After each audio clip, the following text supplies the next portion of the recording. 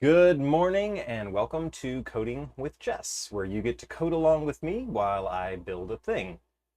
If this is your first time tuning in for Coding with Jess, welcome.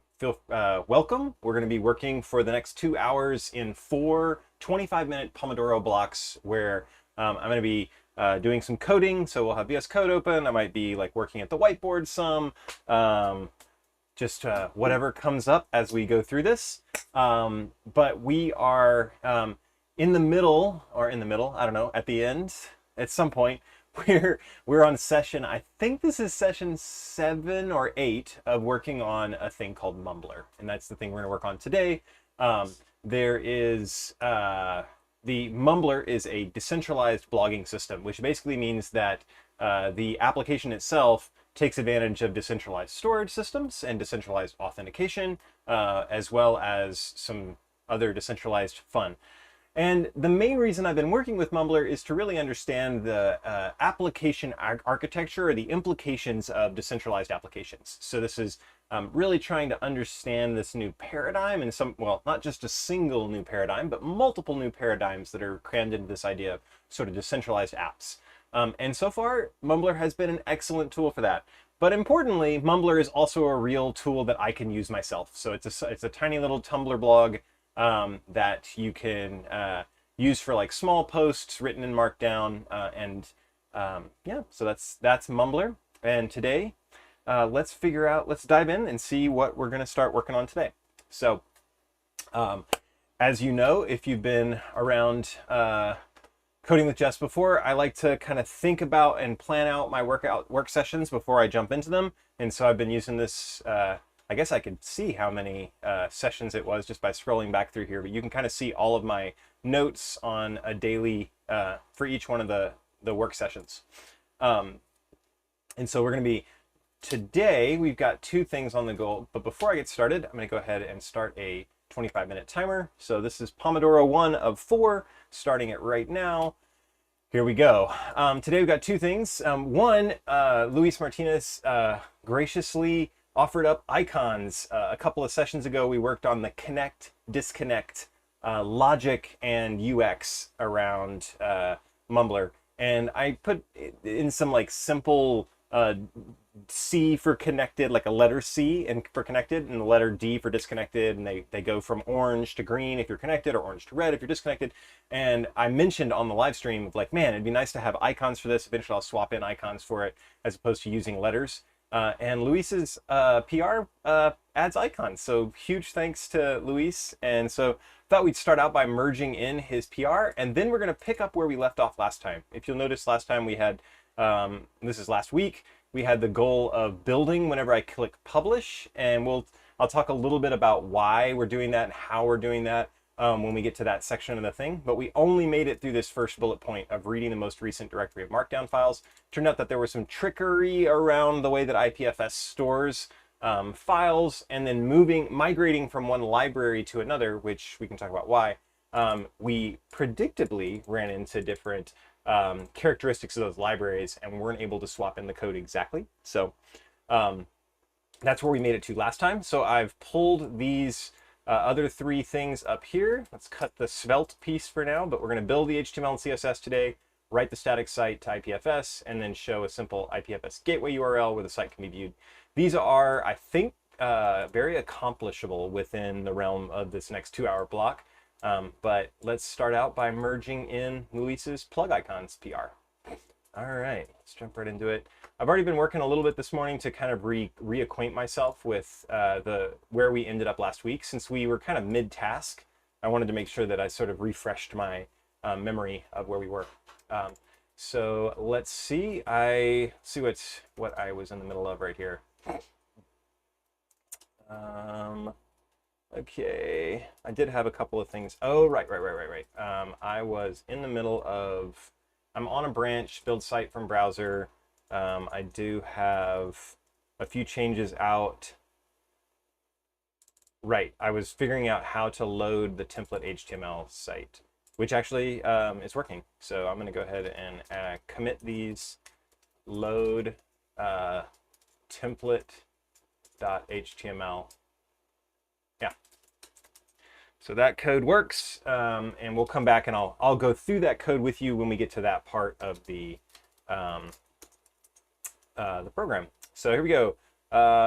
Pulling from main to make sure we have the most recent code, and then we have oh, interesting. I would have expected there to be a PR or a branch out there. Oh, of course, because it's coming from his repository, not from, it's not in our repository yet. So here we go. Let's see, jump over to Jess Martin mumblr. Check out the open PRs. We've got 2 of them that are open. This Better Together PR is the one we're working on right now. And then the plug status icon, or is the one we'll work on later today. Plug status icons is from Luis, and let's go see how we might bring that in. Yeah, it's cool. Luis actually worked on the yellow status. You worked on this before I added the 3rd state of connecting, and he came across the same solution of having a like an intermediate state, and that was cool. That was like I came across the same idea a little bit later. Alrighty, let's see here. We should have a deploy preview here. It should still be up. Let's see if that should work. Okay, so that is not bringing in his icons. It could be that he just checked them in. Let's go look at the changes and didn't actually change the code. Let's go see.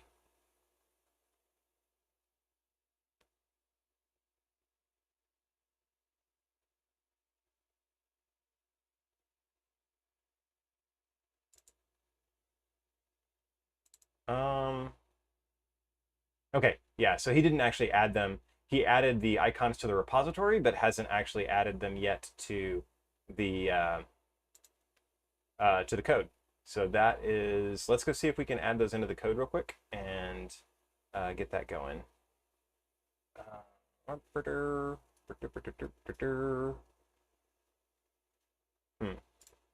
Seeing a little bit of stutter in my video. Just I apologize if that's coming through. That is showing locally as well. Not sure what that is or what I can do about it, but hopefully it will go away. All right, so let's go grab, okay, code.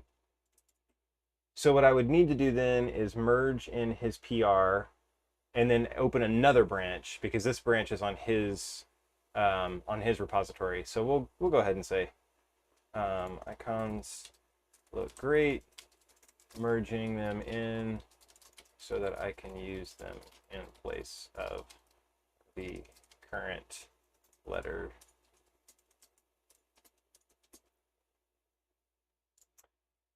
All right. Merge pull request, confirm. I've noticed that GitHub now automatically deletes the branch, or makes it look, you used to have to click delete branch here, just gone now, which is awesome.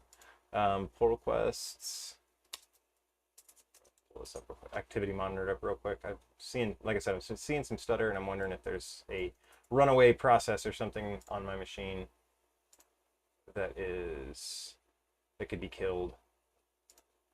Looks like it might just be kernel task. It is pretty hot in here. And my machine does have the tendency to overheat at times. So hopefully it'll cool off soon, and hopefully it'll bring down the CPU usage.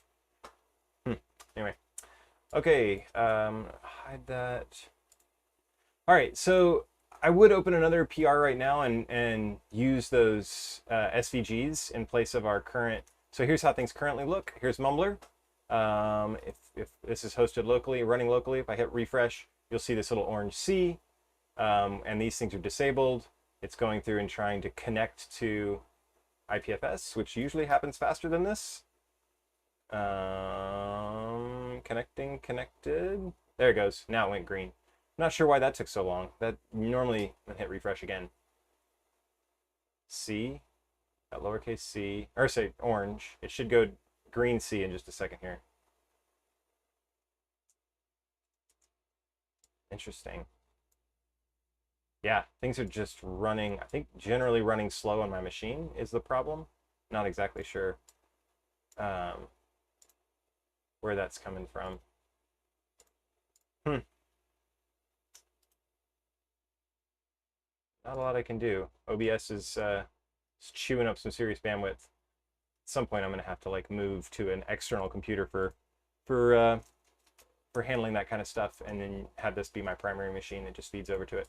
But anyway, so this is mumblr. This is the little connect icon. We'll swap the icons in here. What I'd like to do instead of swapping out the letters is just keep going on better together, because that's kind of where my headspace is at.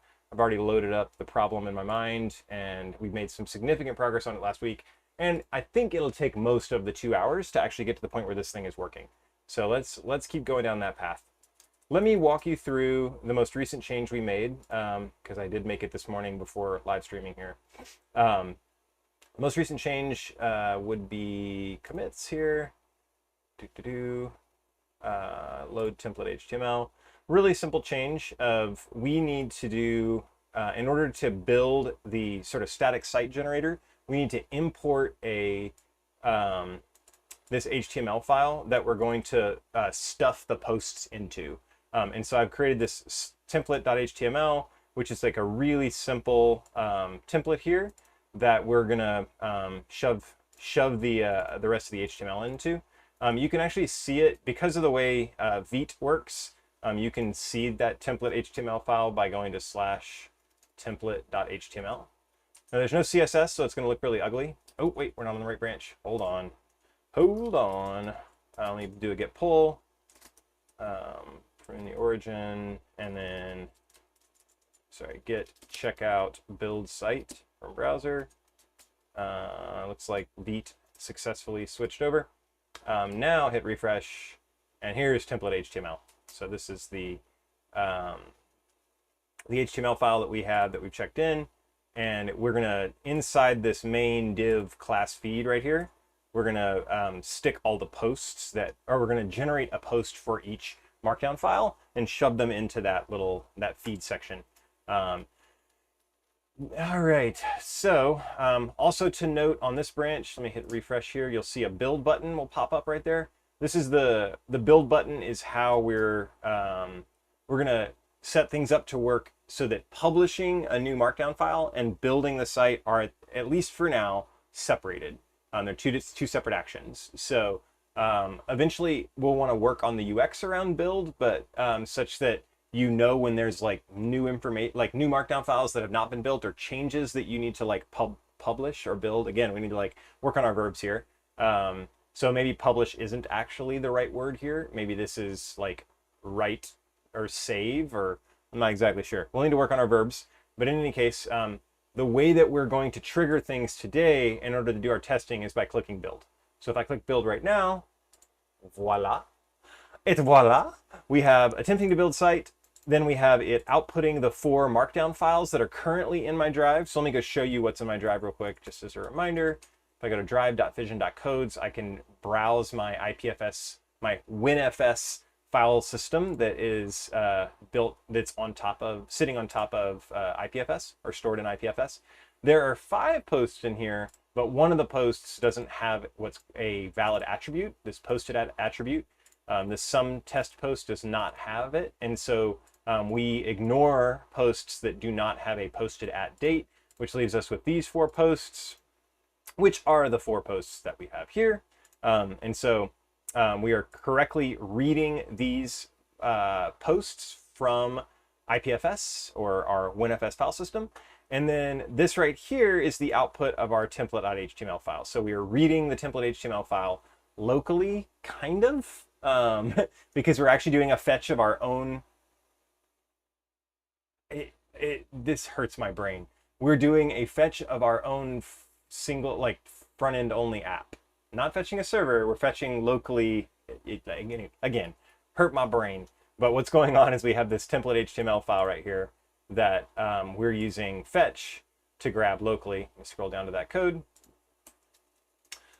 And then what we're going to do next is generate the HTML for each post, markdown post, and insert into template HTML. That's what we're about to do. Okay, well, let's get to it. So now you're all caught up on what we're doing. Let me go ahead and open the code from our static site generator, mumblr generator, because it already has code that does this. Now, you might remember mumblr generator is actually a Node application, not a browser-based application. And so we did not have access to the DOM the way you would inside of a browser. And you can see how slowly things are loading right now, but not a lot I can do about it. We didn't have access to the browser, and so we had to bring in a library called JSDOM in order to do DOM manipulation. We won't have that problem this time because we are actually, the browser, since this is running as a front-end application, we actually have access to the DOM natively, and we can interact with things that way. All right, so what we want to do, generate the HTML for each Markdown file. We've got a template here. What I was just looking into before I started the live stream was building a new HTML document that we could use DOM manipulation on. So what I'd like to do is basically do something like this. Template dot, let's see. Actually, I have the code, a good example of the code right over here.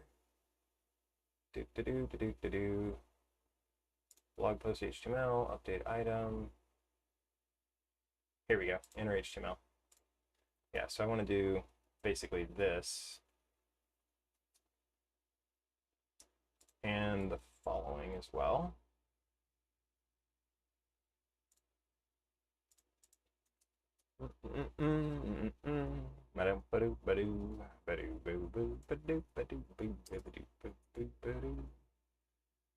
So I want to get the copy of, or a pointer to the templates, and this is going to be like some new document.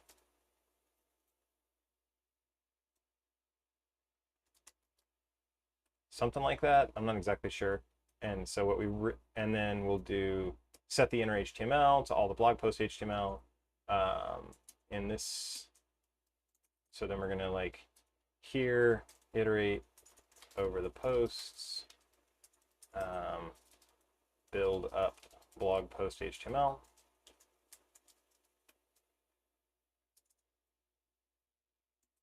So this will be let blog post HTML equal that empty string, and then we will build it up over time, and then we'll set.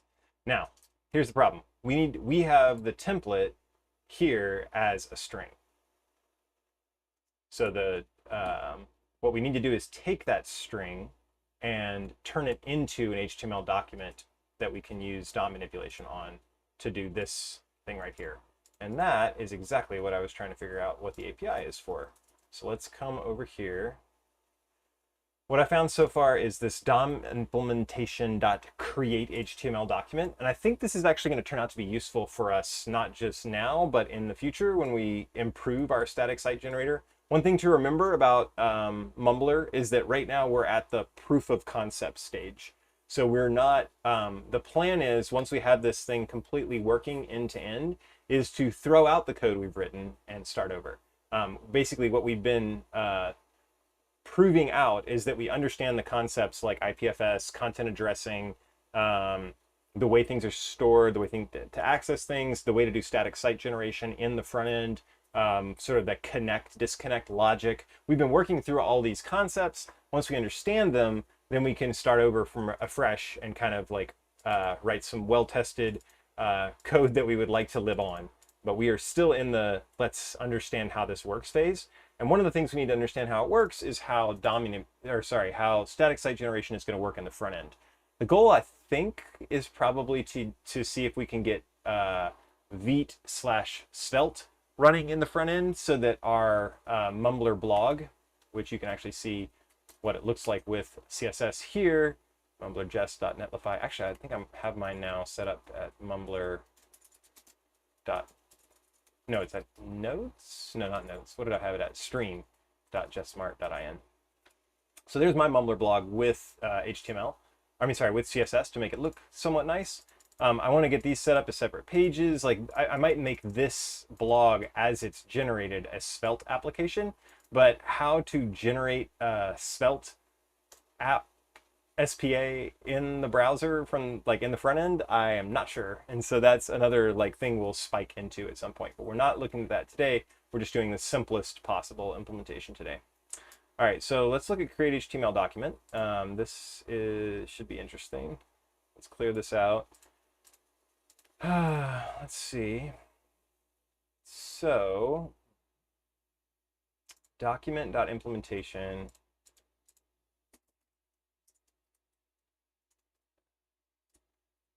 Create HTML document and template.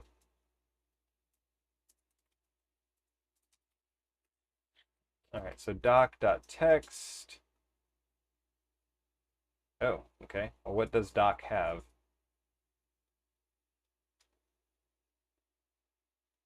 I wonder if it has a document, the doc type. So what is this thing? Doc.create element, doc.body. Okay, yeah. For some reason it doesn't have a text content. Okay. Not really understanding why that works that way, but there's the head, there's the body. Can we replace all of the doc with... I want to overwrite everything in this document with the contents of our template, because you'll remember the template that we're using has all of the necessary head, doc type, all this kind of stuff. I don't want to have to build this up by manually setting each thing in code. I want to just read that from a file. So let's see. We're just looking through the list of methods here. There's some gets, there's some, wow, okay, it's telling me can't show you any more of them. It is a document object. So maybe I can just replace the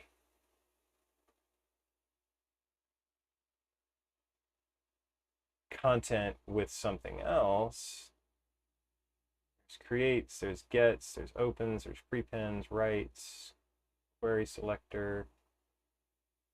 Let's see.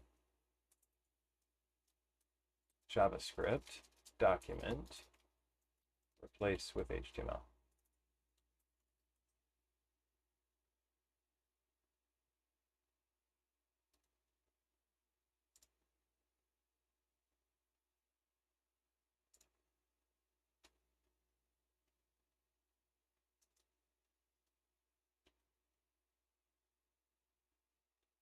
Let's see. Use the replace method on an HTML element and replace it with new HTML. This looks like, let's see this $sign. I wonder if this is jQuery. Not sure. Not super clear. But it looks like there might be a replace. So let's go look at that real quick. Boop-a-doo. Doc.place. Place children. It's not exactly what I'm looking for. With a new set of children. Especially this doesn't let me overwrite it with text content. This is a really important part of this is that we actually have the text. Create text node.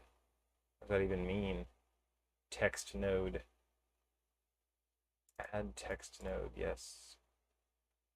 Okay, so that's like a weirdly a text node appears to be a it's just inserting text into the HTML. How about create JavaScript, create document from HTML string.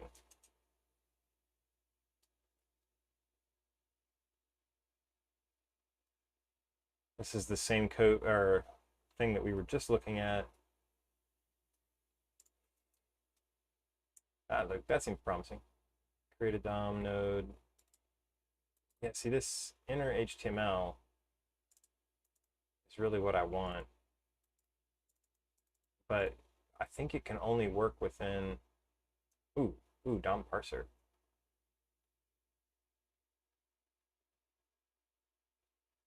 Only valid nodes.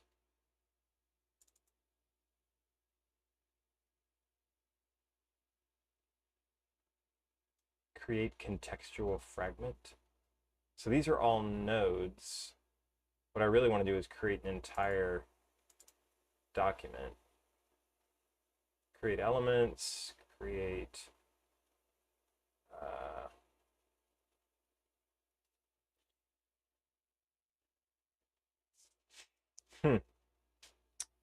inner HTML. Problem is that all of these things deal with fragments, and that's specifically what I'm looking for here, right? We're looking for actually overwriting, like creating an entire document. And again, I could build this up manually, but man, that'd be a pain when I'd rather read the whole thing in. I don't know if there's like a, of course there's not, body.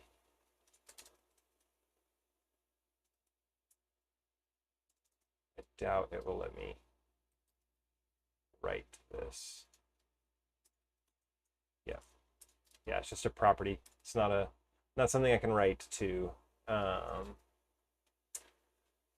Interesting. Okay, so looks like we are going to be, once you've got your document that you've created, you don't have the ability to override the whole document. So I can create new elements and append them and all the things, but I can probably even, oh, all right, we're at our first break here. So quick 5-minute break, and we will be, that is the end of our first Pomodoro. We'll be back in 5 minutes to start Pomodoro number 2 of 4, trying to figure out how to work with an HTML document that is not the document that you're currently viewing in the front end, which is kind of an interesting challenge. All right, see you guys in 5 minutes.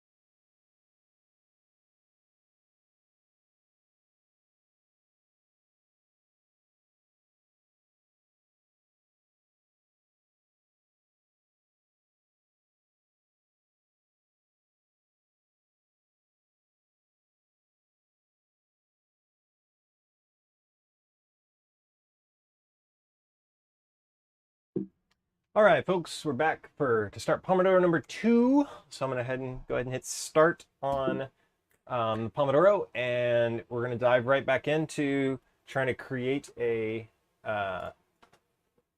string. And I did a little bit more Googling after went on 5-minute break there and came across something that I think will work.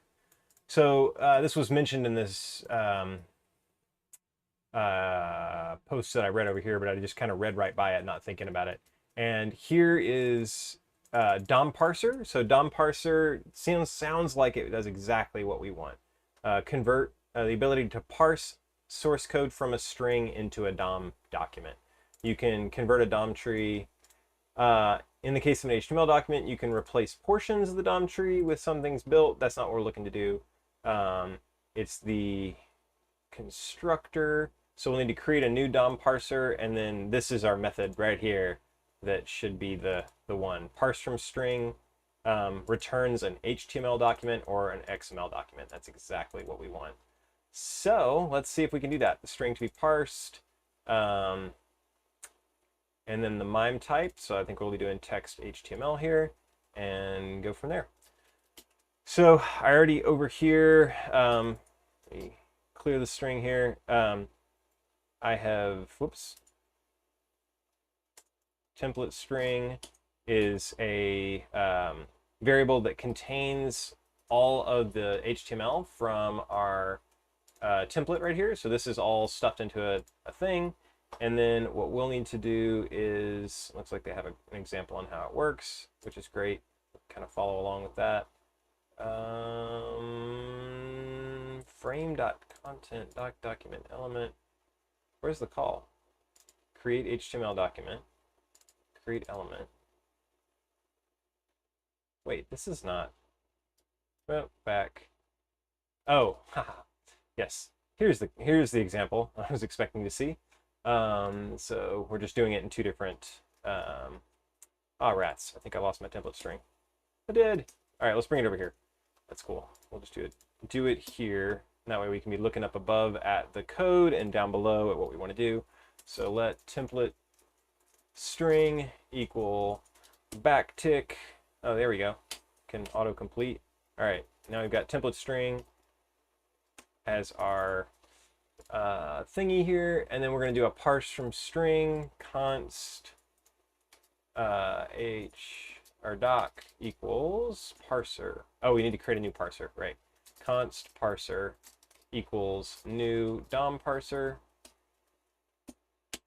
and then const doc template doc equals parser dot parse from string, and we're going to use template string, and we're going to say this is text/HTML, and we should get template doc dot body, and let's see what's in that. Hey, sweet. That was not too bad. I knew there had to be a way to do this simply, and I'm glad it was true that there is one. All right, so here we are. What we want to do is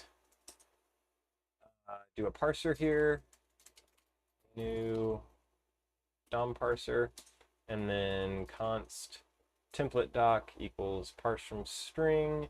Let's turn this into the template string.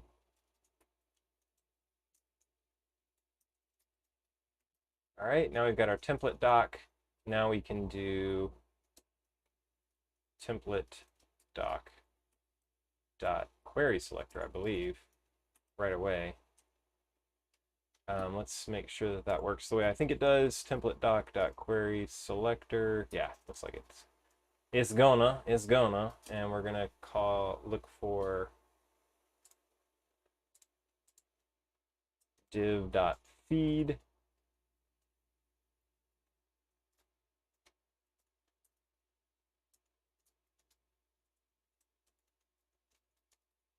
Feed div equals that, and then we can do feed div dot inner HTML. Nice. And set some stuff, like I could put an H3 in here. Woo! H3 And then let's do another template doc.body. And then we'll see body, main, div3. Woo! Awesome. Hey. Okay, we are making progress here. So the next thing, let me keep pulling this up in a separate window. I'm going to take it out of full screen mode. Let's see here. Aha.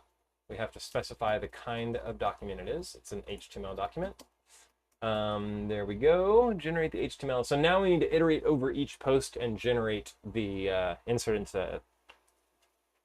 generate the HTML that we're going to insert in here. So I think this code will work relatively similarly here. We're going to probably want to generate an HTML or an HTML fragment. Back to the documentation here. Let's see.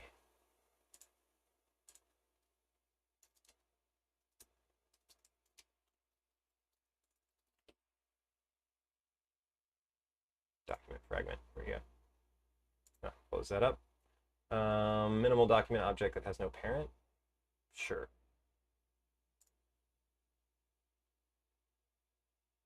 Actually, no, that's not what I want to do.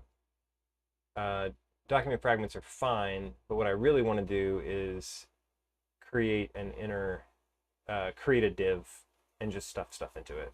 I mean, there's no reason to work with another format when you actually have, let's see, I think it'd be create element.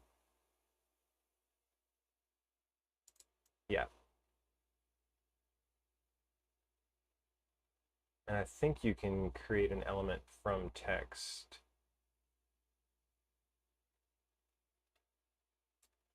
Let's search for that real quick. Create HTML element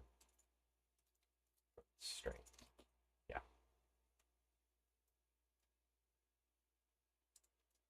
And this is the post we were just looking at. Awesome. We may need to do parse from string. Oh, that's why he does it this way. Okay, interesting. What we actually, we're consuming that HTML, that the used HTML contains a string of valid HTML. So he just creates one.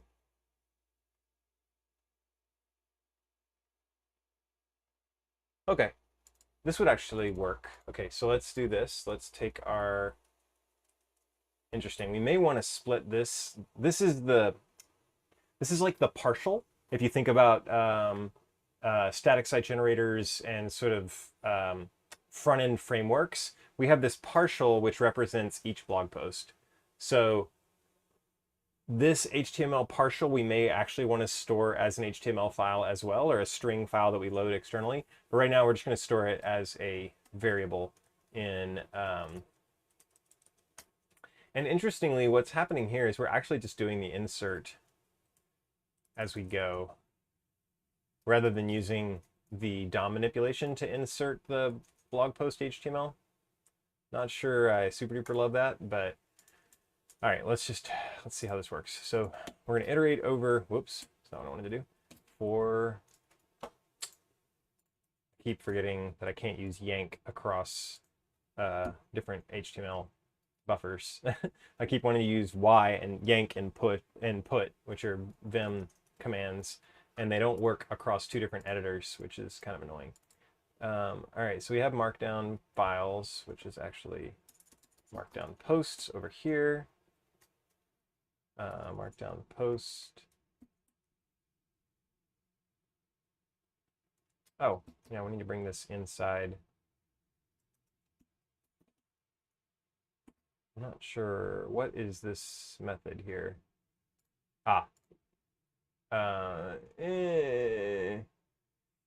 Don't like this. Okay, I'm just gonna make a note here of to do, make this into a, what am I trying to say? Not a break statement. We'll probably use a break.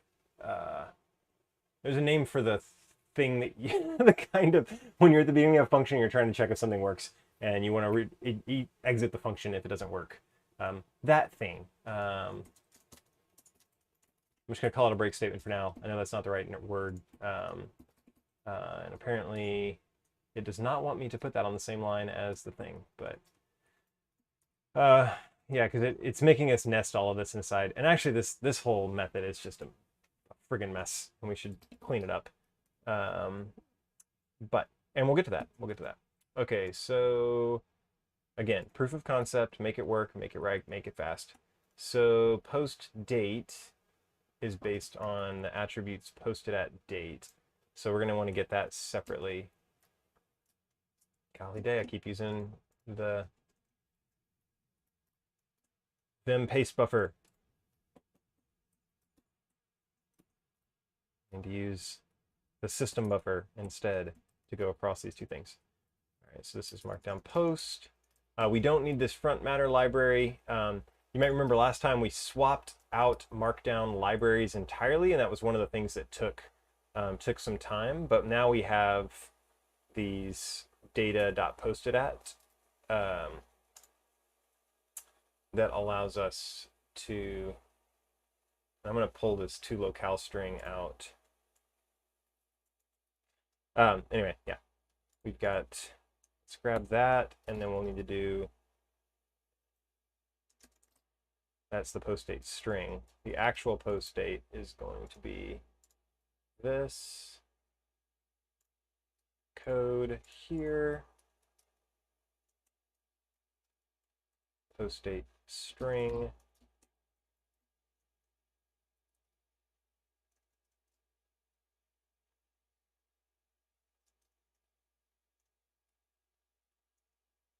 Does not like my. What's going on over here? Oh, I think it actually is a date. So we just need that. It's the opposite. We're taking it from a date and turning it into a string.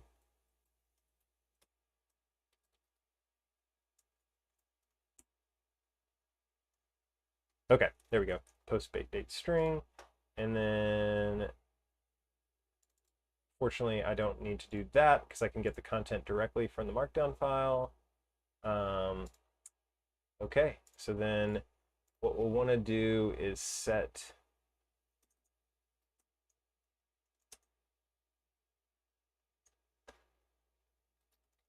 const post div equals document create element div post div dot inner HTML is equal to this thing here, boom, and then instead of the insert being this or having this post thing inline, let's take it out. I said X. You moron. Okay, there we go. And that'll be post date string. Hopefully that'll work. And in order to get the content of the HTML files, let's go see. I think I can hit build here. It'll probably crash, but it'll at least give me this. There's the data, which we are getting the posted at from. And then the value has the actual HTML parsed version of Markdown post. I don't think it's called contents. I think it is called value. At least that's what it looked like in the thing. Cool. So this builds our inner HTML, and then what we'll want to do is update blog post. Oh, you know what? We don't have to do this with strings. We can do const blog posts div equals document dot create element div, and then at the end of this we can say blog posts div dot append child post div, and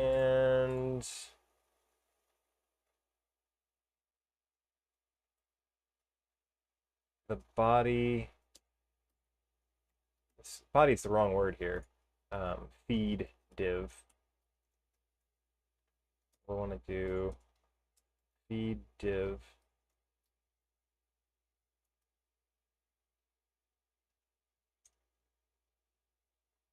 I think we want to insert, maybe it is append. It's append child, that's what okay.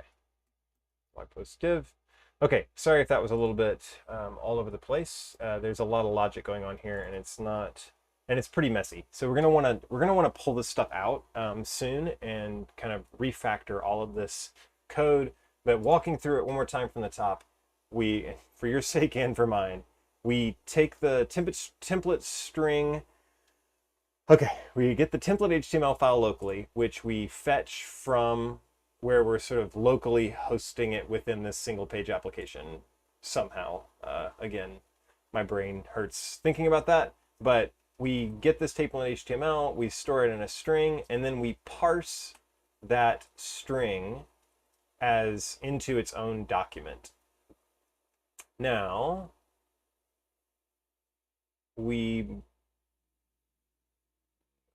then we create a new element called blog posts div. We iterate over the markdown posts.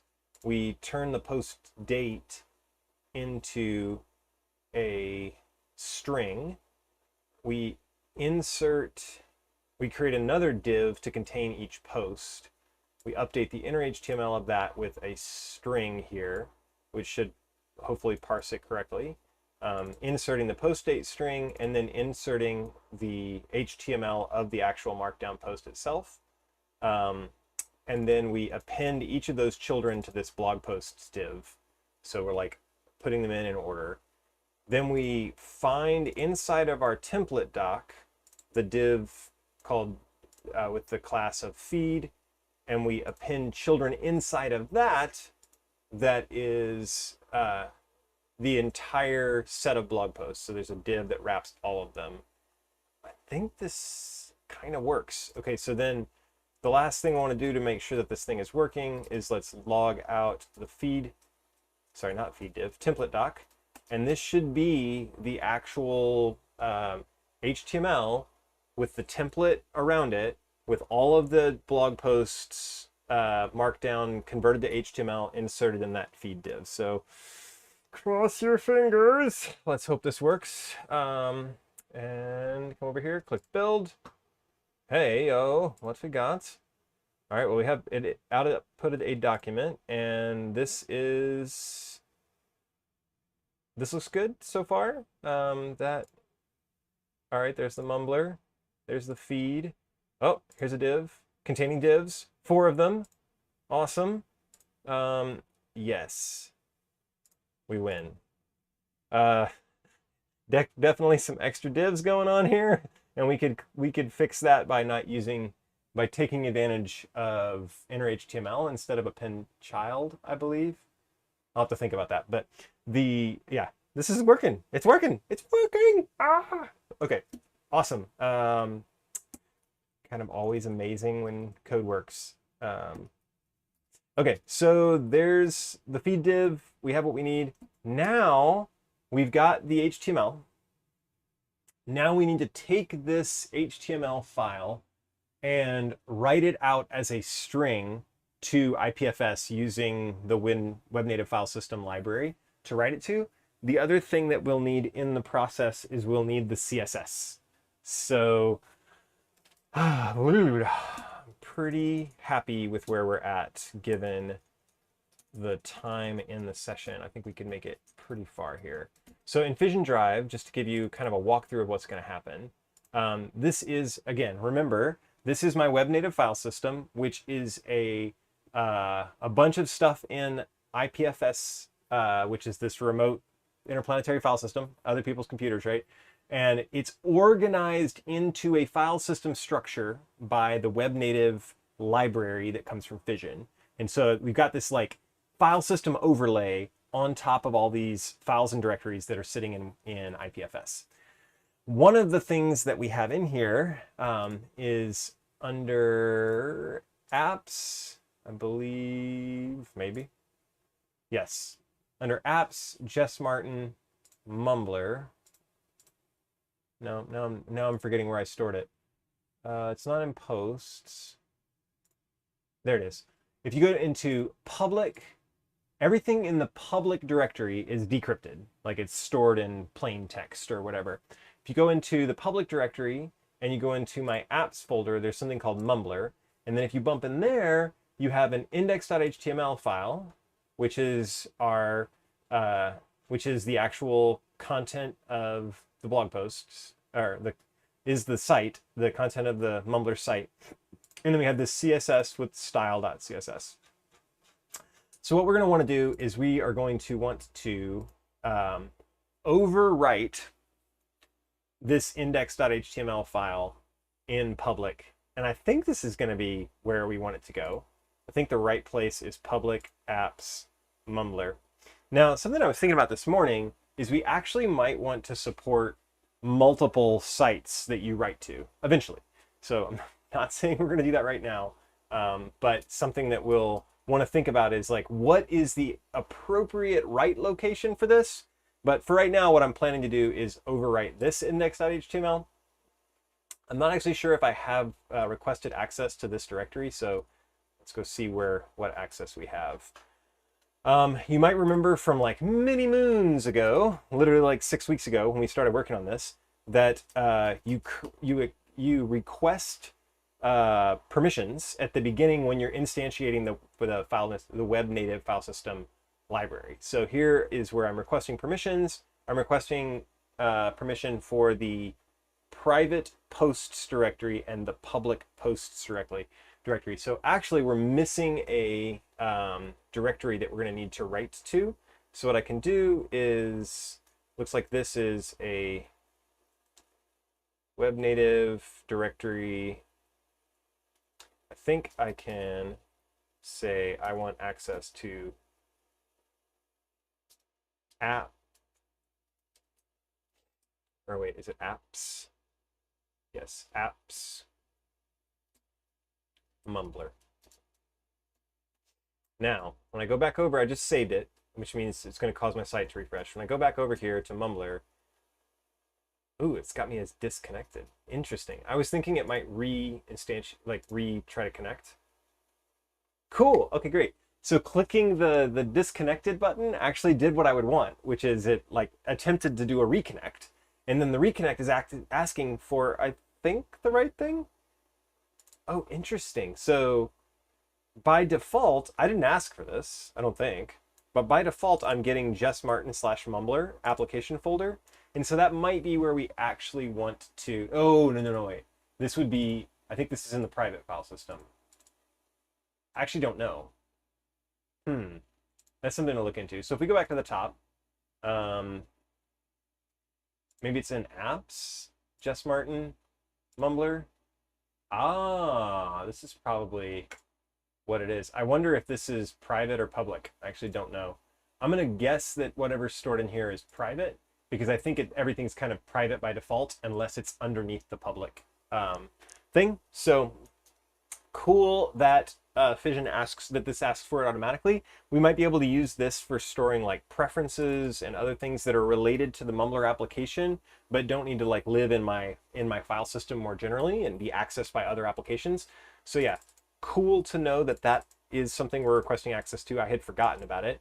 But what we do need is we need apps/mumblr in the public file system. That's what we just requested in order to save and update this index.html. And the main reason I want to keep using that is that I have my DNS record for my own, for this, set to point to that HTML. So this stream.justmart.in, through the magic of something else that I worked on not while on a live stream, was figuring out how DNS link works and SID content addressing and all that kind of stuff. So I want this to update, this URL to update every time we update the index.html. So let me go click this, say yes, let's give permission. This should bring us back. We should see this go green. It did go green.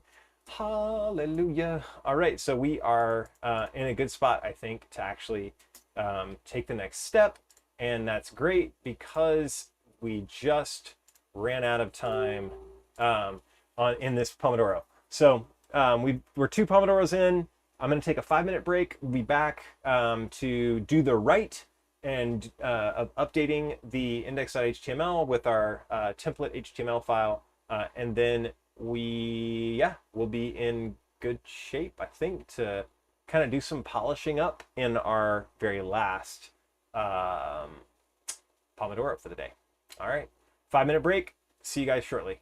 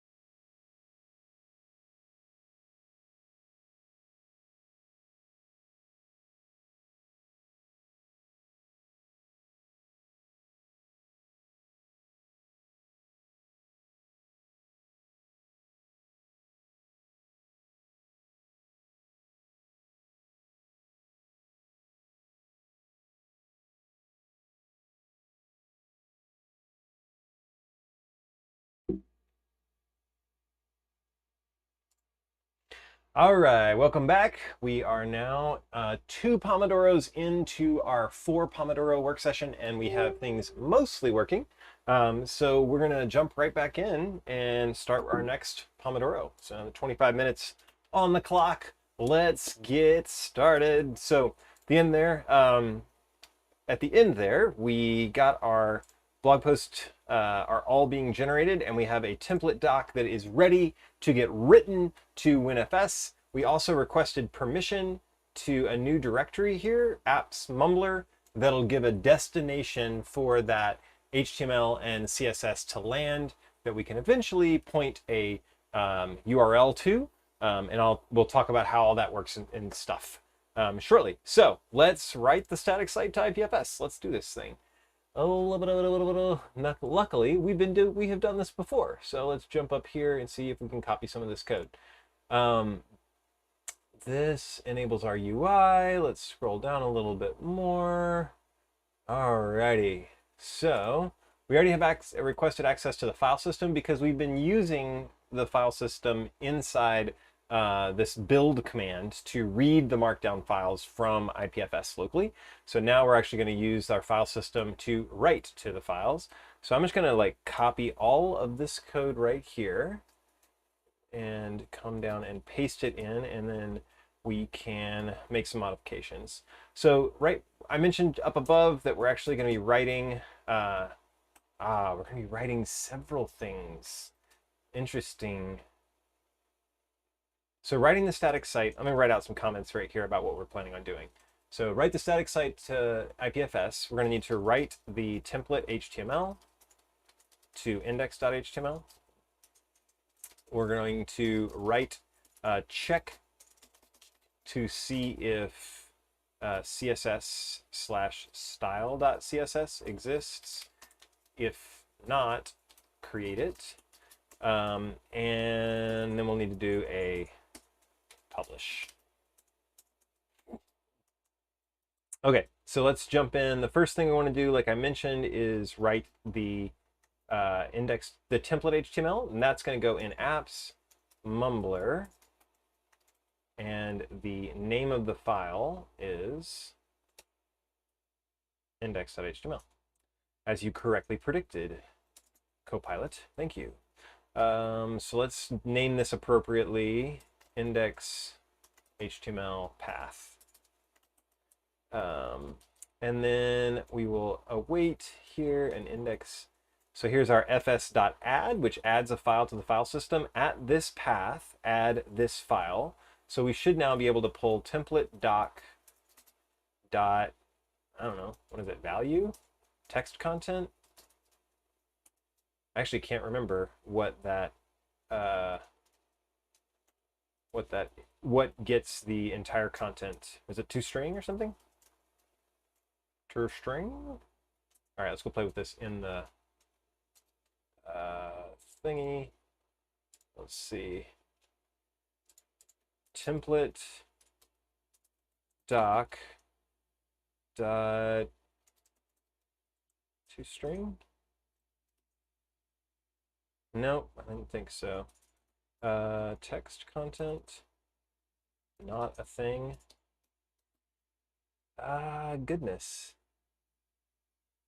We actually want to get the entire document as a string. Let's come over here.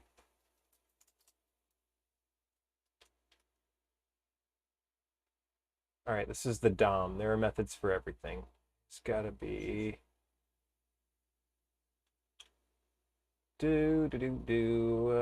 let's see. Resort to Google real quick. Well,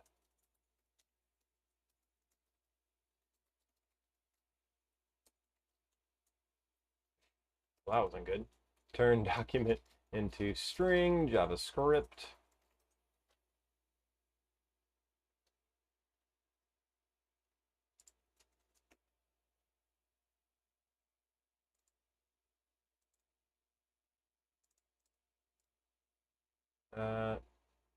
Enter HTML.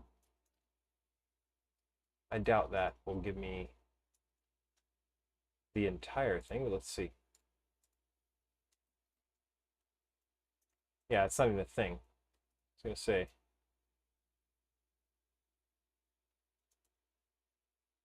Because I can get the body, and I can get the head. Is there an HTML? No. This is really dumb, but I could like manually make an HTML string by doing like HTML. And then, actually I need to do the tick thing. Tick. And $that template doc dot body, and then $that template dot oh wait, head first then body, head then body. But this isn't going to have the this is annoying because it's not going to have the doc type tag at the top that I want. Oh wait, that doesn't work either. So head is not actually outputting a string, it's actually outputting the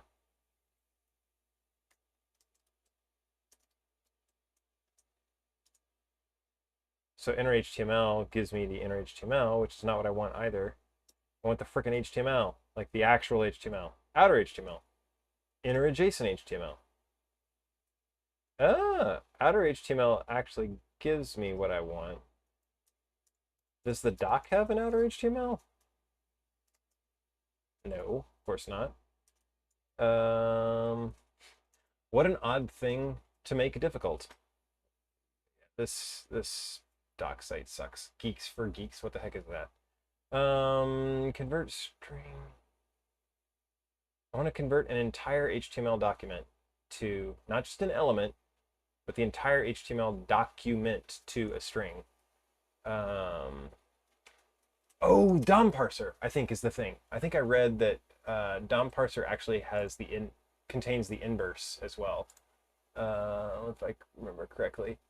You can perform the opposite operation, converting a DOM tree into XML or HTML source using the XML Serializer interface. Sure, XML Serializer. Okay. So new XML Serializer, serialize the string. Yeah, that looks reasonable. Look at those bars. How long ago was this updated? Okay, cool, that'll work. Let's do that. So paste this in for now. Those are terrible variable names. Let serializer equal new XML serializer. I already have a document. This will be a const.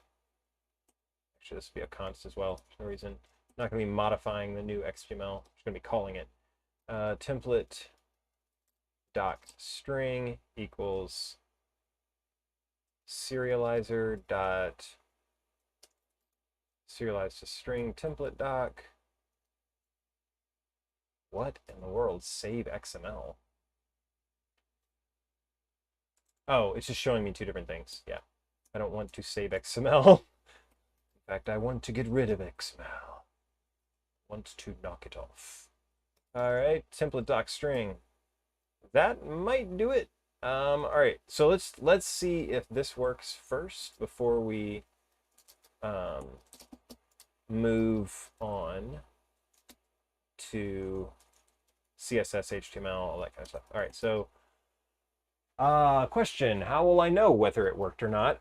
Because index.html in my Fission drive already contains the correct thing. I guess I could come in and change something stupid. Hit save here. I wonder how long this takes to propagate. So technically, the title here, mumblr for stream.jessmart.in, this should always be pointing to the most recent SID, or like the top of my, the most recent copy, but I don't know how fast things propagate. So I'm gonna hit refresh here. Haha, something stupid. So apparently it propagates pretty quickly. So now what we should see when I hit build here is we should actually see this, something stupid should go away, and then these are the same 4 posts that are in Vision Drive, so everything should look unchanged here, except for, with the exception of the title right up there. So let's see if it works. Fingers crossed. I don't have the necessary permissions. Sure you do. We just talked about this. Build. Did I not specify the file path properly? Apps, mumblr, index.html. Ooh! I remember getting bit by this once before. I have to append public in front of this. Okay, now let's try it. So up above, I'm getting public from this little thing, public, and then getting a Wim native path directory. This is a Wim native file, path file, and so you have to add public here in the top of it. All right, build. Public apps mumblr. All right, well, let me go make sure that I didn't misspell it somehow. Public apps mumblr. Lowercase p. That makes Jess unhappy. Goodness, casing problems. All right, let's go back over here. Now build. Ooh, file system published. Awesome. And then here, this SID ledger updating my DNS link. So that basically means everything should have propagated. And so if I hit refresh, something stupid goes away. Woohoo! All right. So we now have that index.html is updating. We can now quickly add the CSS one. How fancy do we want to be here? One thing we need to do, faux show, is we need to bring in the CSS file. So this will be style.css here. And bring it over from our other, from the site generator, static site generator over there. I'm going to save it. So now we have some fancy CSS. We now need to load the CSS file locally. So we've been using fetch to do that. Here is that.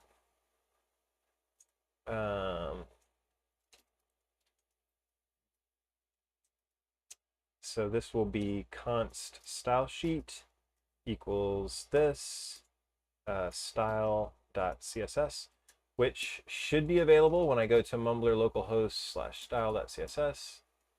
There he goes. There's our style sheet. Come back over to mumblr here. Style sheet string.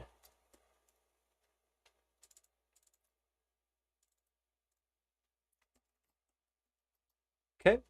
There we go, the style sheet string, and we can now do the same writing process. Don't love, goodness, this file is starting to get a little out of control, but it'll be all right. Index HTML path. I actually want to bring that down here. This will be the style sheet path. Equal, and this one will be in mumblr CSS, change to style.css. Oops, forgot that comma there. And so we'll write the style sheet path, if I could spell correctly, and write the style sheet string.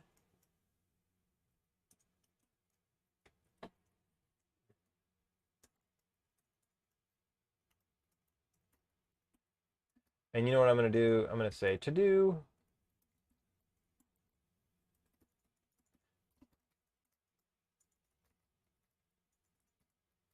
All right, and then let's move the publish command down to here. So we'll write both of those things and publish. Where's my publish? Aha. Publish.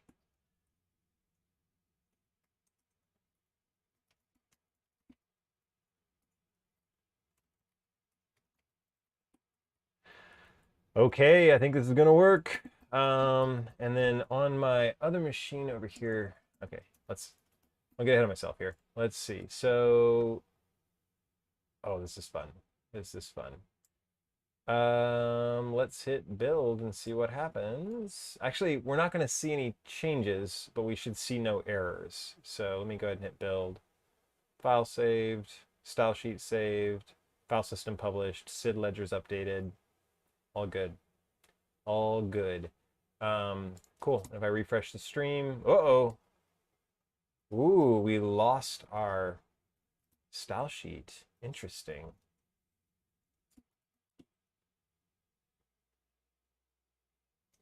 Import. What is this?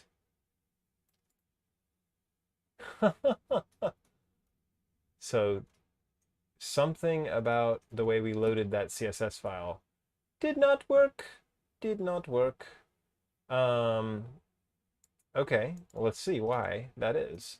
So if I go to style.css, oh, that's just straight up wrong.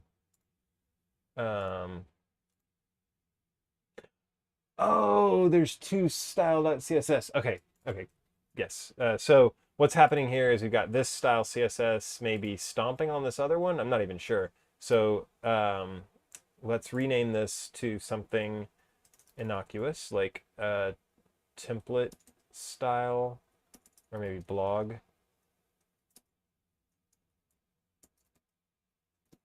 We'll call it template style CSS to align with template HTML. And then come over here and load. Well, let's go test it first. Template style CSS. Great, that looks correct. And then this should be, we'll fetch locally template style CSS. And yeah, write that out. Back to localhost 3000, we are connected. I'm going to change this for now to say index blog post saved or whatever. Okay, so now we're attempting to build site, blog post saved, file system, style sheet saved, file system published. Now let's jump over to stream.justmart.in and hit refresh, and hopefully we have CSS. What? What? All right, hard refresh. No. Style CSS. All right, so this should be under CSS/style.css. Okay, it's still got the wrong one there. Let's see what's going on. CSS style CSS. No, it's got the right one. So I think things have not propagated yet. Maybe. Come on.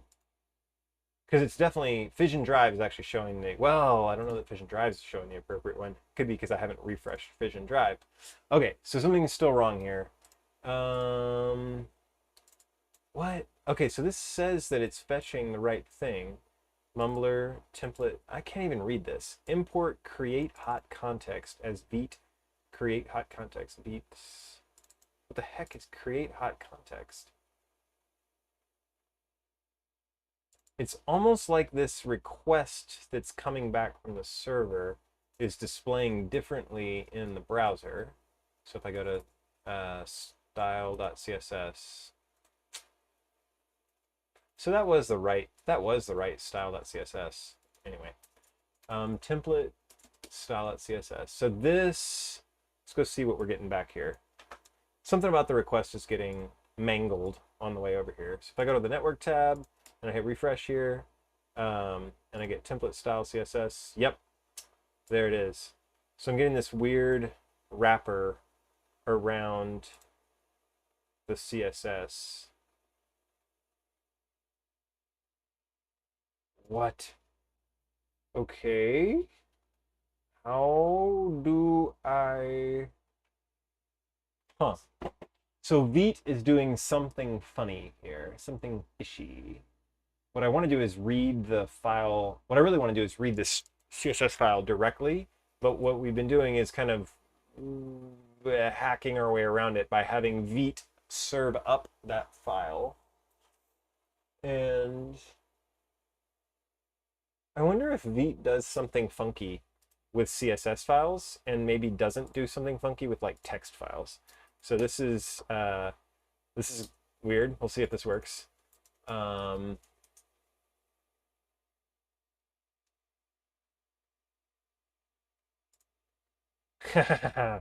Nice. Okay, whatever Vite was doing around CSS, I've just disabled it by renaming this to css.txt.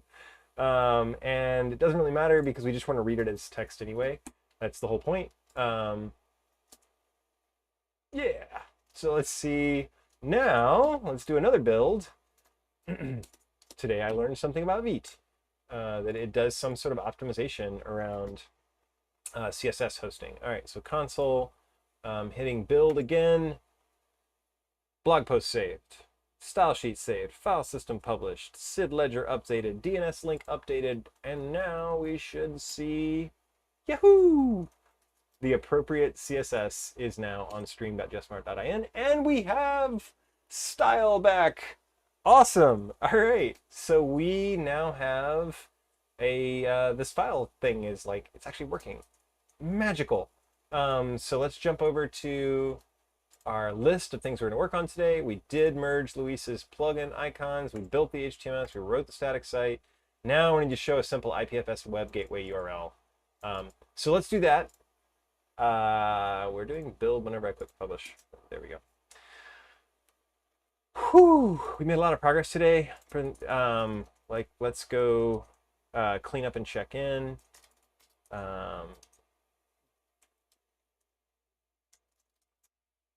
Write the index HTML and style CSS to IPFS. Push that up.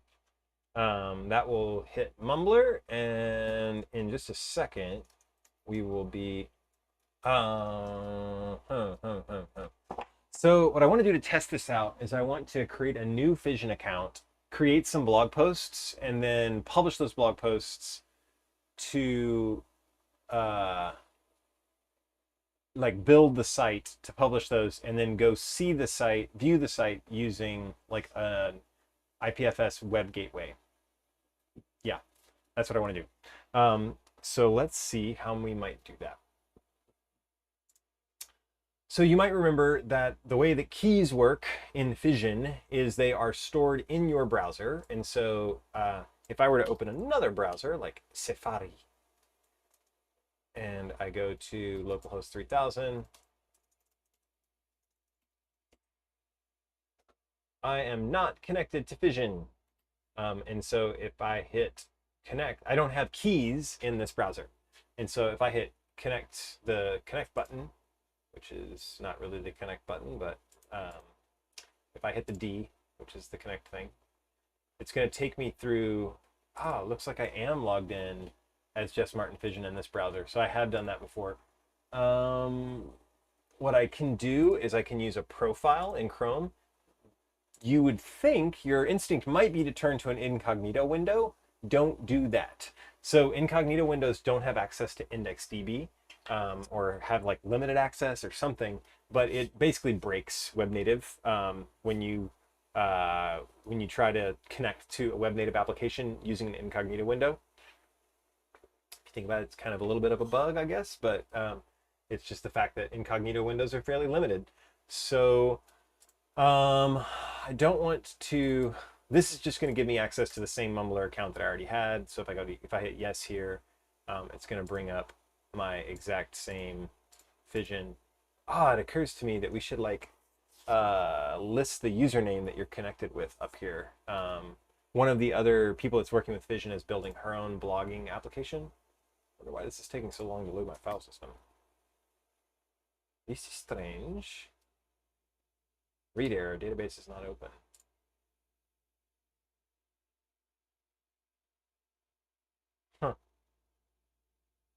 Undefined is not an object.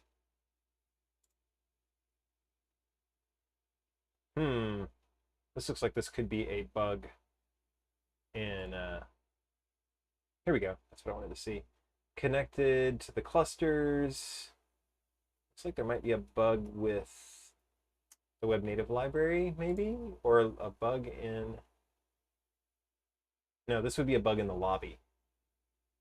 opening channel.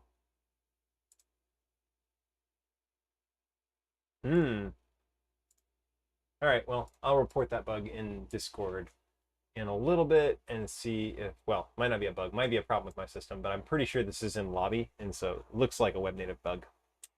Uh-oh. All right, well, we've got, so let's test this. So in order to test this out, we can use a Chrome profile, but we are coming up on our last Pomodoro break. Okay, so I'm gonna take 5 minutes. We have now completed 3 Pomodoros. We are mostly done for the day with our coding. I'm gonna take a 5-minute break and we'll be back for our last 25-minute work session. And we've got this thing working. So I'll see you guys in 5.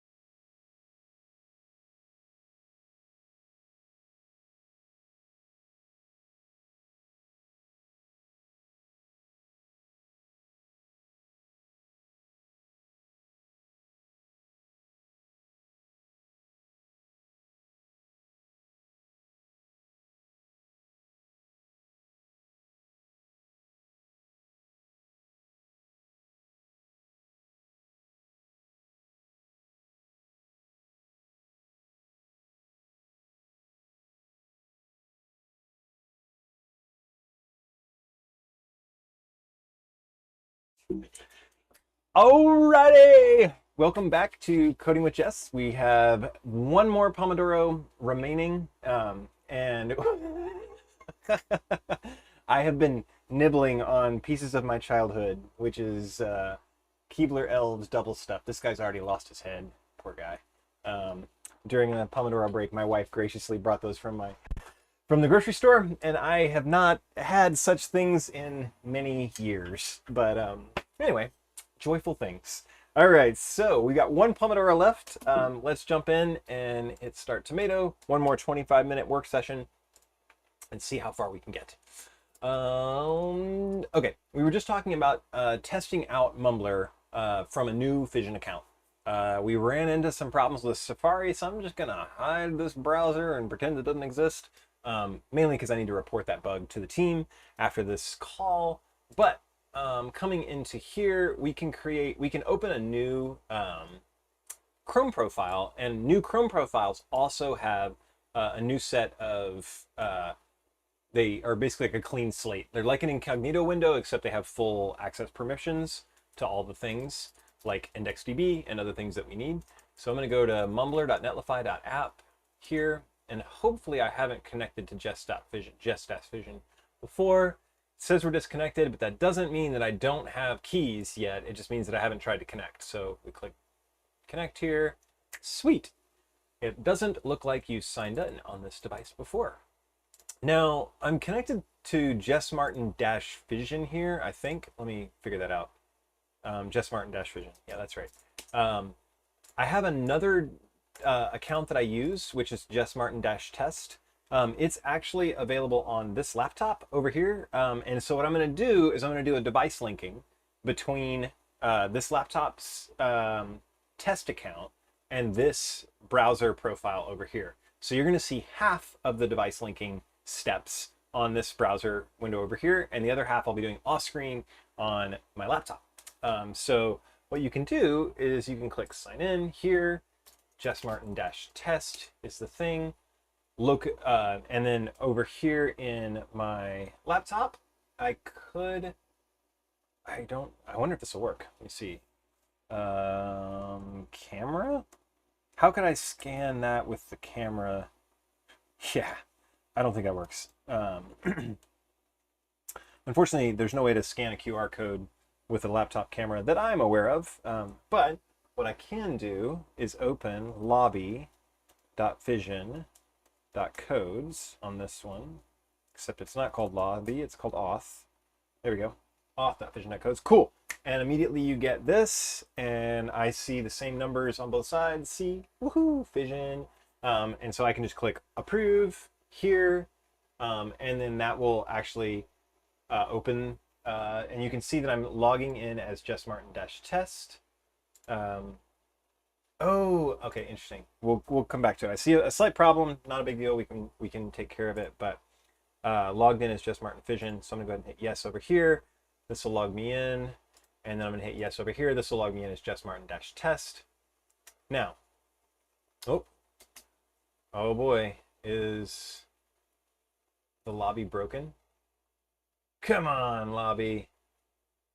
Let me move this down.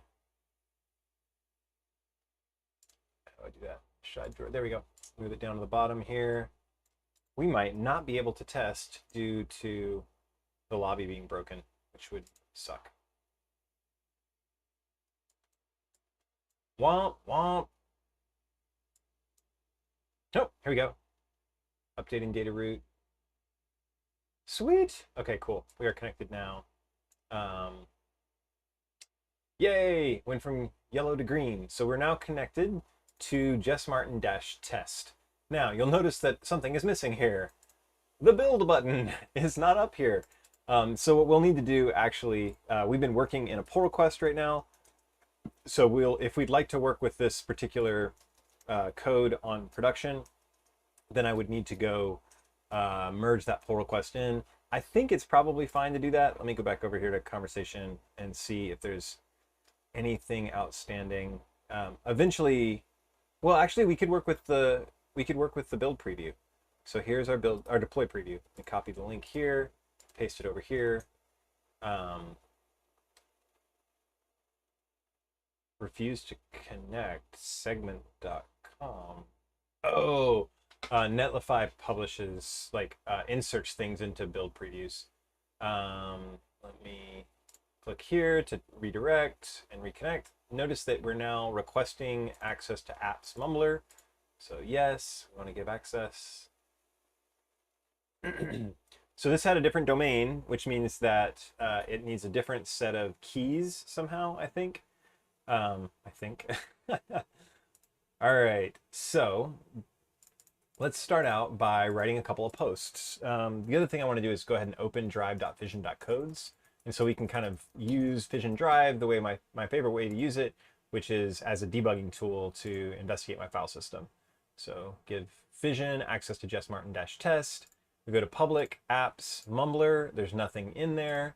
We go to public posts. Public posts public. That's weird. There's nothing in there. I'm not sure why. I do work with this as a test account, so it's very possible that I created something there. But public posts, there's nothing in there. So now let's write a post. One thing to remember as I'm writing this is that the title doesn't actually matter. This is something that the title is just the name of the file name. And so we're going to want to remove that in a subsequent PR in just a second. Wednesday. It's alive.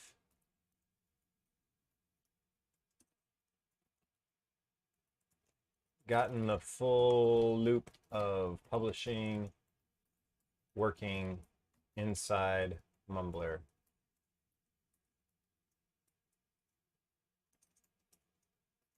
We can now deprecate mumblr generator. GitHub, Jess Martin, mumblr generator.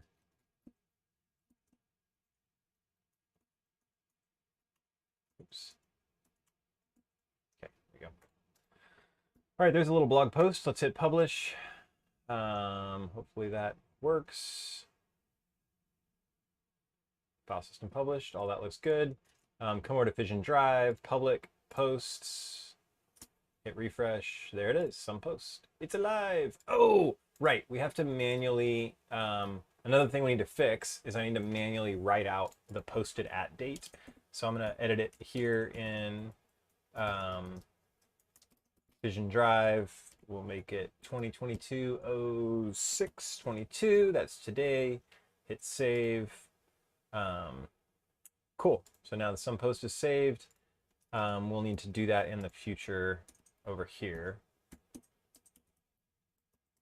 Posted at, and that's something else we're going to want to change when we drop the file of the title up here, is actually not automatically write out the posted at date behind the scenes instead of making it make us do it by hand like this. So let's write another post. Let's say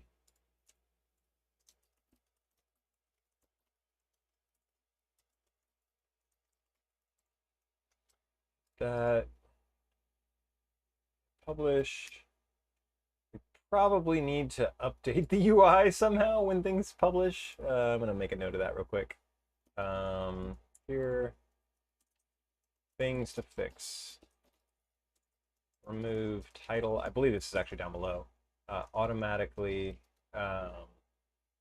write out the posted at date to front matter. And the thing I just said was update the UI when a file post is successfully published. And then we're going to want to make the whole consider how to update to flag the build button. How about this? Consider the UX around build so that we know when we need to build and all the things. All right. So over here, and we've published two files. They should both be in public posts. There they are. They both have posted at dates. Wait. why did this one not have a posted at date? We certainly hit save and I refreshed and saw that it was there, but it appears to have reverted. I'm a little confused there. I wish I could see a change log.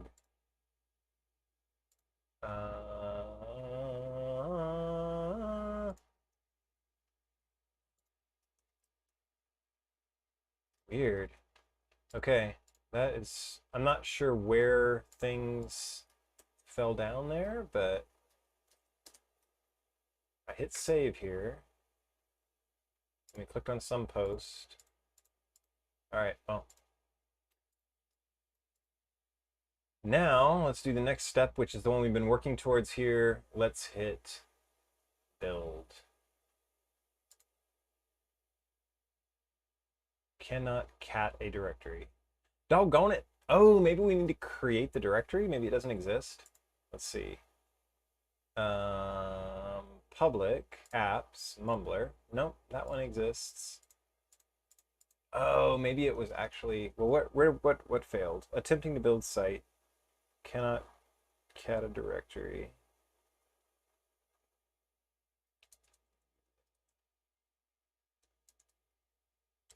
Bloop, bloop, bloop, bloop, bloop, bloop. There we are. Visual Studio Code. Oh, what failed? What failed?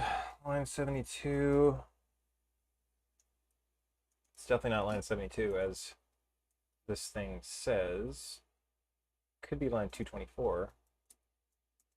I'm not sure how.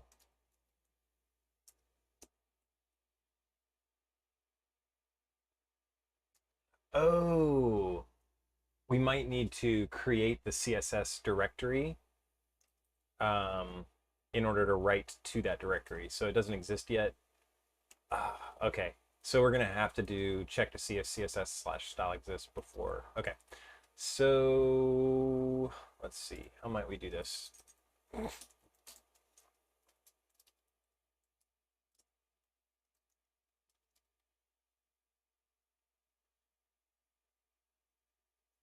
You know what we could do? Just simplify this whole thing and store the style CSS alongside the index.html and update the template so that it looks for the style CSS locally. I think that makes more sense than, it doesn't, having a CSS directory doesn't really matter. And yeah, so that should be all we need to do. This should be only changes we need to make there. Let me add, so store the CSS at the root alongside index.html. Push that up and we should get a new build preview momentarily. And as soon as we have that new build preview, we'll connect to that and then try to hit build again. But yeah, that definitely, that catting a directory, failing to cat the directory, it was looking in the CSS directory, or looking for that CSS directory, which is not there. And instead of doing like conditional creation of that directory, let's just store it right alongside index.html. Okay, are we gonna get a deploy preview? Here we go.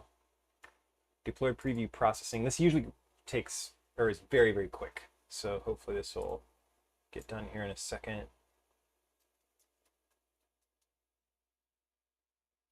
In fact, it looks like it's already done. Open deploy preview. Preview 5. Oh, no. That might be the older one. That was from 1247. No, that's the right. Oh, PR5. Got it. Okay. So if I refresh the page, I think we're going to be ready to build. Let me click build. Nope, still has the cannot cat a directory. All right. I'm getting a little impatient here. Let me come over here and wait for these checks to complete. Deploy previews ready. Great. Let me hit hard refresh just in case that makes a difference. Let's click build here. Huh. So maybe I'm wrong that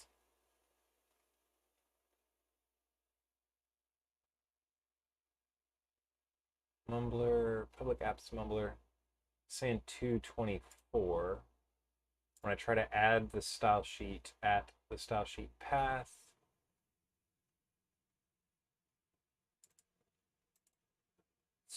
strange because it's successfully adding mumblr index.html, but not adding mumblr style. This doesn't feel like it picked up that change.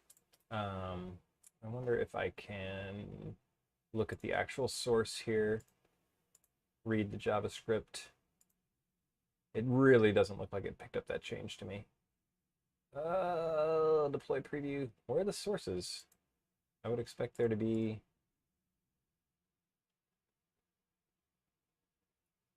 Oh, there it is. JS. Dir. Make this bigger. Oi. Short answer. Unreadable. I wonder if there is a way to output the code in such a way that it is readable. This looks like production. All right, did I not make the right change here? Store the CSS at the root. Nope, I removed the CSS here and I removed the CSS there. This should work. Questions. Why is this not working? Well, what we can do is we can run off localhost and see if that works. So connect, give permission to localhost, and bring up the console and hit build. No. And now it's saying the problem is in main.ts line 120.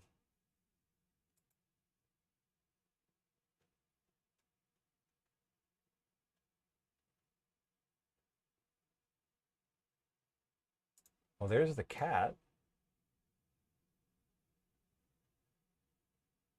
Okay.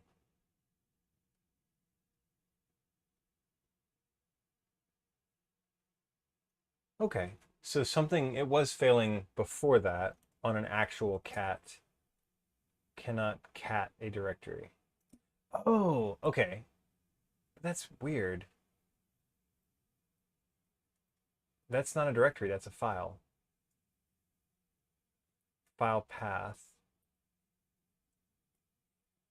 Public posts name. So we're getting... Oh, okay. Remember how we said, funny that there's a thing in my public folder. There's a thing called public. That's the problem right there, is that this directory.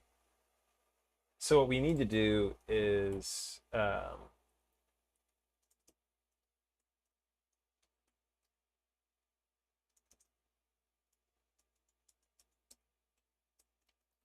to do if file is a directory, skip it. All right, I'm gonna just add that as a to-do, and I'm gonna go the hard way here and just remove that. I think we've solved the problem. Well, I saw the CSS thing, and that's probably an improvement anyway. So let's try this now. Hit build here.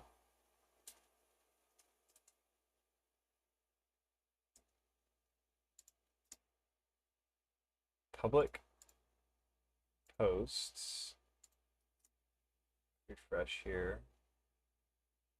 I'm not sure that Vision Drive had finished its update. App posts. All right, everything looks good there. Hit build. What? Still cannot cat a directory at line 120.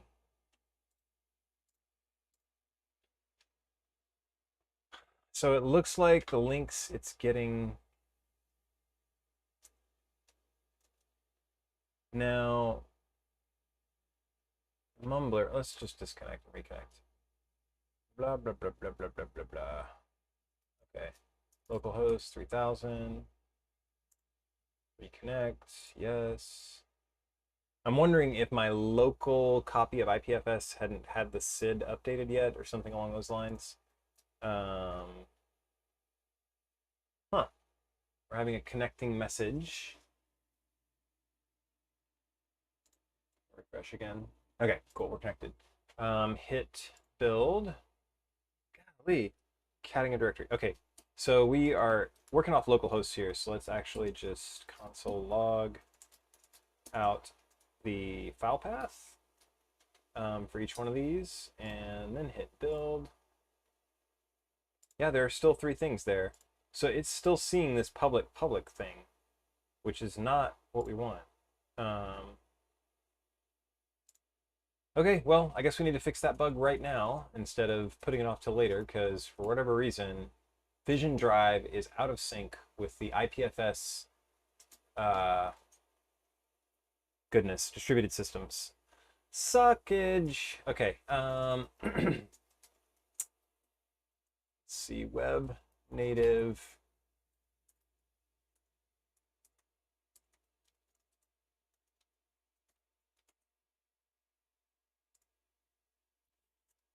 Whoop. There we go. Vision guide for the file system. Directory.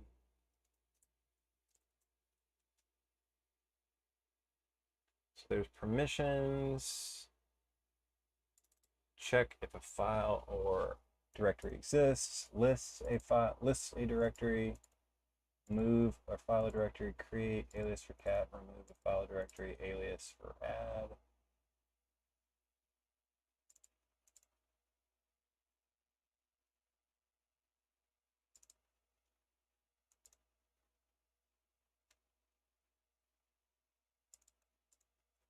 So we don't actually want to do the exists. Tree's the node, either a file or tree object. We could do a get, and the get. We don't actually want to do the get though. I want to know whether. Yeah, here's the ls. Ideally, the ls would return something that I could inspect to find out whether it's a file or a directory. Public posts public. This just gives me the directory. Let's take a look at that again. Yeah, so this is just building an object that's kind of a dumb object. The links, though, might actually have what I want in it.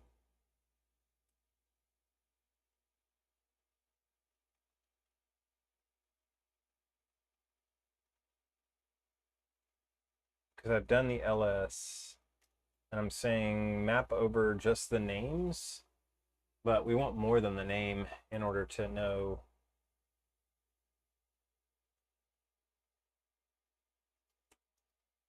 I'm not sure what the other stuff is. Let's see. So, whoops. Let's console log links here. Oops, right here. Can't do it inside a promise. And hit build.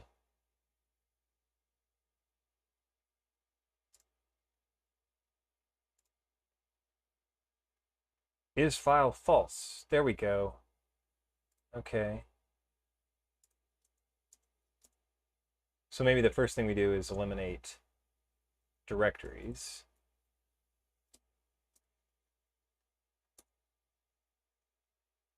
We could files await promise.all links. Is there a filter? Yes, there is. Great.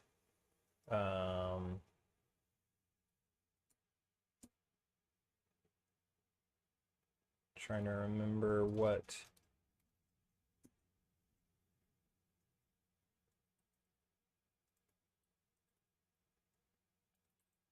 So now we can iterate over files.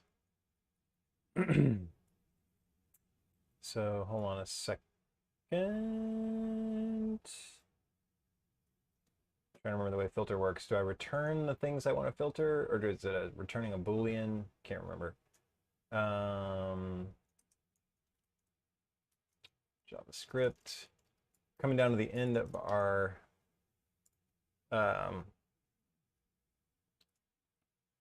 filter word Yeah, you return a Boolean. Okay, so true to keep it, false to not keep it. So we want to return, I want to look at the links sub-0 maybe. Figure out how I get access to that is file Boolean. Let's see. What we're going to do for now is return true here for all of them. Build. Okay, sub-0 is that one. We're going to give ourselves 5 more minutes and see if we can get this working because I think we're pretty close here. Click build. That's public. I don't understand this nomenclature here. 0, sub-0, sub-1. And then that has the is file that I want. So is it like, is it actually an array of things? That doesn't look right to me. Yeah, and it is though. Is file is false. Okay, so then here we would want to return. We're going to filter over.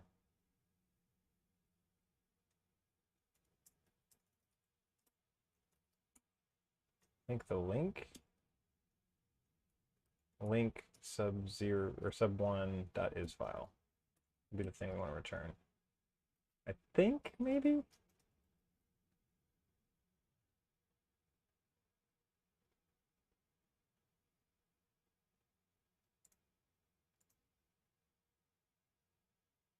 That sub-1 though, just ugh.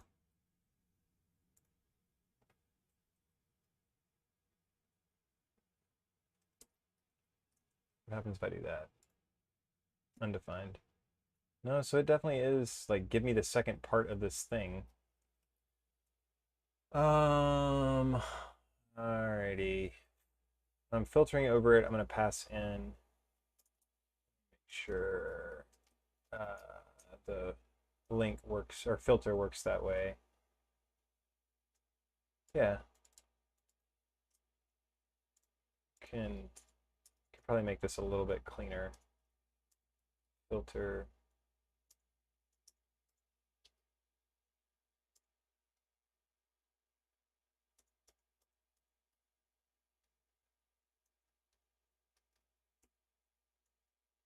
Does not like the link one. Yeah, I don't know what property that is either, TypeScript. Sorry. Has object.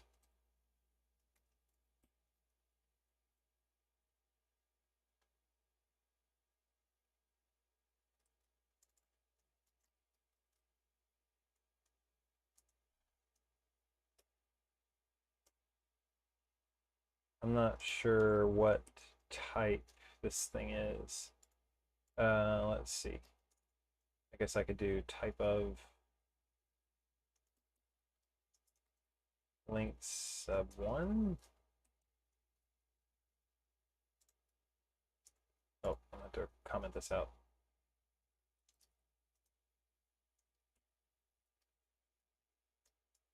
Go back to links here. And hit build. Lowercase o object. So maybe I was close actually. Go here. Link 1 as object. File. Files. Nope, still doesn't like that.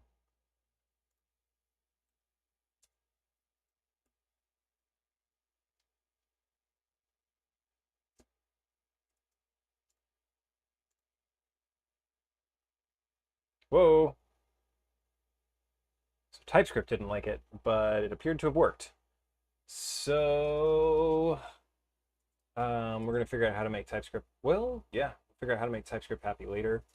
And I think that just worked. So let's go to public apps, mumblr, refresh. There it is, index.html. So let me get a link to this file and open it, and there we go. It's alive. So obviously this is a terrible URL. We can actually make it a little bit shorter.